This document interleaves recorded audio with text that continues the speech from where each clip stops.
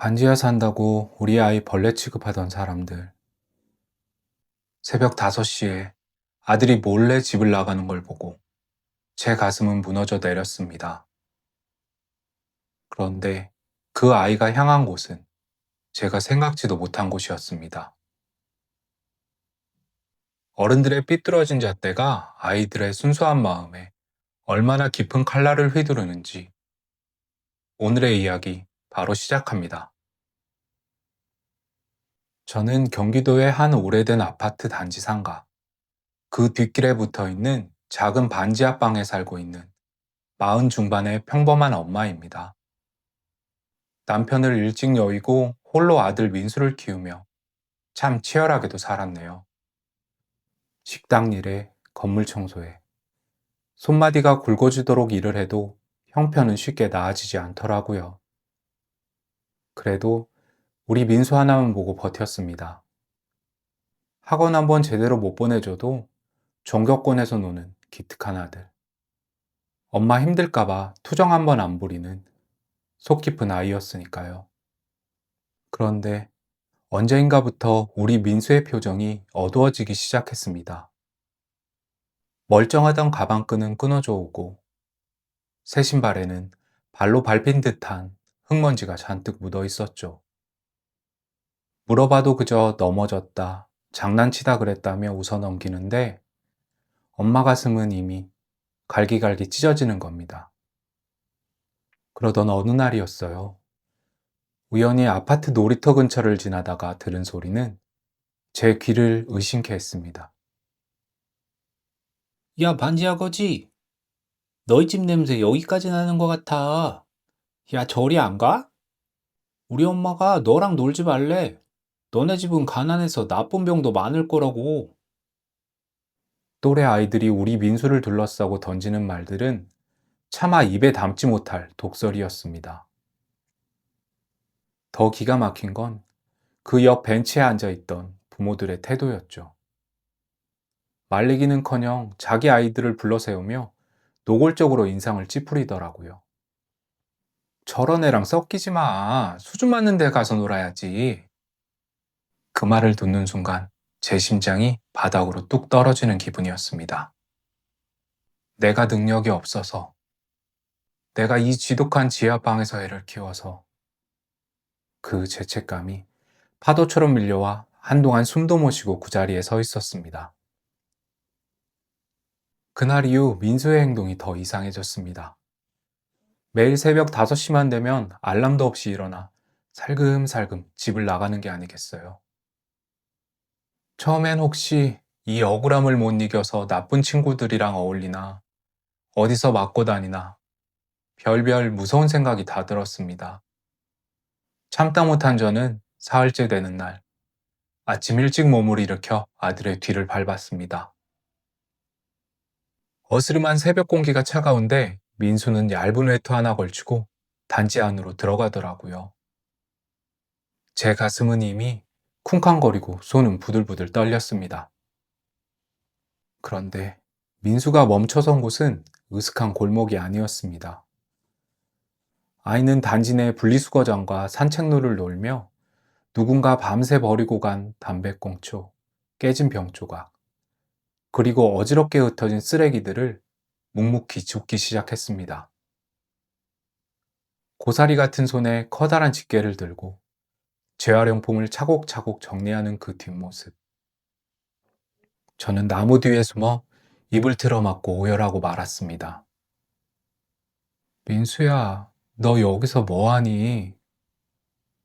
제가 다가가자 민수는 깜짝 놀라며 뒤를 돌아보더군요. 엄마, 잠 깨웠어? 미안해. 근데 엄마, 사람들이 우리 집 냄새 난다고 그러잖아. 우리가 사는 곳 주변이 더러우면 사람들이 더 싫어할 것 같아서. 내가 매일 깨끗하게 치우면 언젠가는 우리한테도 웃어주지 않을까? 그럼 엄마도 속상할 일 없잖아.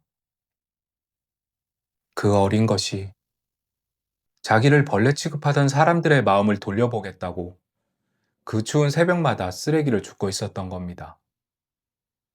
저는 그 자리에서 아이를 껴안고 한참을 울었습니다.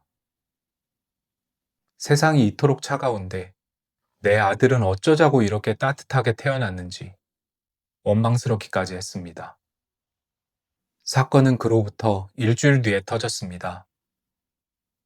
단지 내 주민 온라인 커뮤니티와 엘리베이터 공고판에 사진 한 장이 올라왔습니다. 새벽녘, 가로등 불빛 아래에서 쓰레기를 줍고 있는 우리 민수의 뒷모습이었죠. 글을 올린 사람은 다름 아닌 그동안 입버릇처럼 반지하 사람들을 무시하던 동대표 할아버지였습니다. 우리 단지에 부끄러운 어른들에게 고합니다. 매일 아침 우리 단지가 왜 이렇게 깨끗한가 했습니다. 경비원들도 모르는 사이에 누군가 선행을 베푸는 줄만 알았죠. 그런데 오늘 새벽 그 주인공을 직접 목격했습니다. 바로 우리가 가난하다는 이유로 아이들에게 멀리하라고 가르쳤던 그 반지하집 아이였습니다. 아이는 자기를 욕하는 어른들의 쓰레기를 줍고 있었습니다. 자기가 치우면 엄마가 덜 욕먹을 것 같다면서요. 이 아이의 마음보다 우리가 가진 아파트 평수가 더 넓다고 자부할 수 있습니까?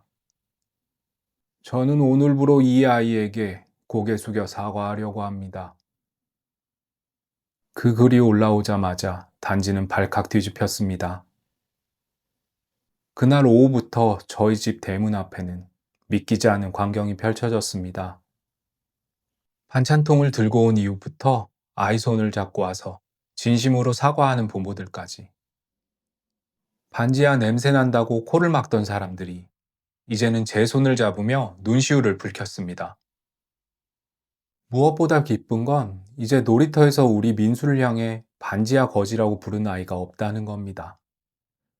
오히려 같이 축구하자며 손을 내미는 아이들 틈에서 환하게 웃는 아들을 보며 저는 비로소 묵은 체증이 내려가는 기분이었습니다. 여러분, 인생은 결국 뿌린 대로 거두는 법인가 봅니다. 차가운 혐오를 따뜻한 선행으로 녹여버린 건 대단한 어른들이 아니라 제 아들의 순수한 마음이었습니다. 진심은 언젠가 반드시 통합니다. 우리 민수가 증명해 보인 것처럼요. 여러분 오늘 이야기 어떻게 보셨나요? 저는 사연을 읽는 내내 그 새벽 차가운 공기 속에서 고사리 손으로 쓰레기를 줍던 아이의 뒷모습이 머릿속을 떠나지 않아 코끝이 몇 번이나 찡해졌습니다. 우리는 참 부끄러운 어른들이었습니다. 아파트 평수가 넓으면 마음도 넓은 줄 알았고, 반지하에 살면 그 삶도 눅눅할 거라 멋대로 단정 짓고 살았으니까요. 정작 진짜 구린내가 났던 건 민수네 집이 아니라 아이들에게 혐오를 가르치고 편을 가르던 우리 어른들의 삐뚤어진 편견이 아니었나 싶습니다. 민수가 그 새벽에 주워 담은 건 단순히 쓰레기가 아니었을 겁니다. 자기를 미워하던 사람들의 마음, 그리고 상처받은 엄마의 자존심을 하나하나 정성스럽게 주고 있었던 거겠죠. 그 어린아이가 어른들의 세상을 정화하는 동안 우리는 참 좁디 좁은 세상에 갇혀 있었네요. 혹시 여러분 주변에도 겉모습만 보고 섣불리 판단해 지나치고 있는 보석 같은 진심이 있지는 않으신가요? 민수의 향기가 온 단지를 채웠듯 여러분의 하루도 누군가의 진심으로 향긋해지길 바랍니다. 오늘 이 기특한 아이를 위해 노래를 직접 만들었습니다. 가사를 음미하며 마지막까지 함께 들어주시면 감사하겠습니다. 오늘 이야기가 여러분의 마음에 작은 울림을 주었다면 구독과 좋아요로 민수를 응원해주세요. 저는 다음 이 시간에 더 사람 냄새 나는 이야기로 찾아오겠습니다. 감사합니다.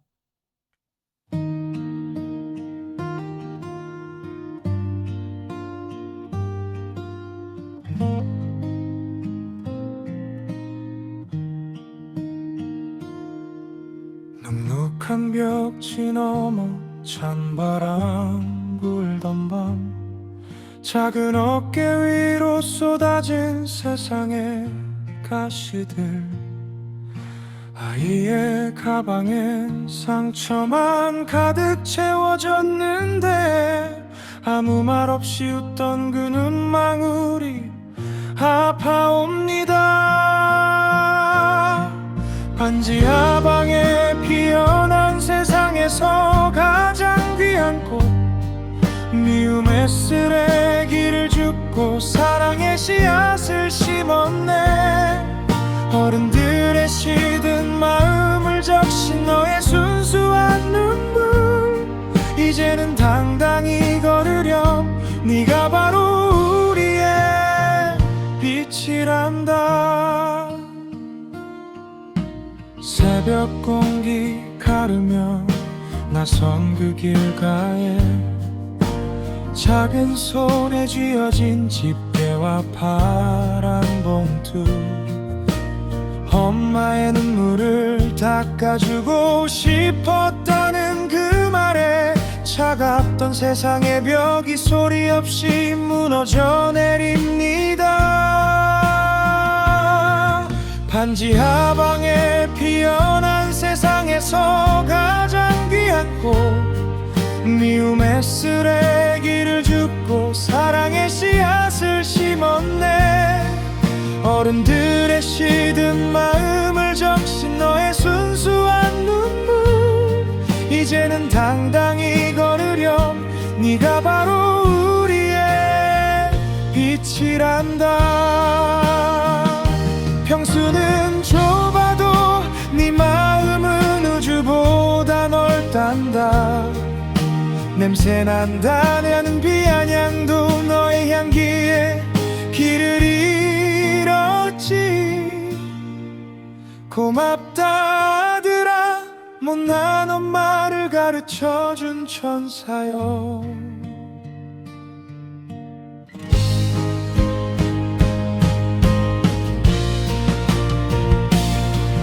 해는 다시 떠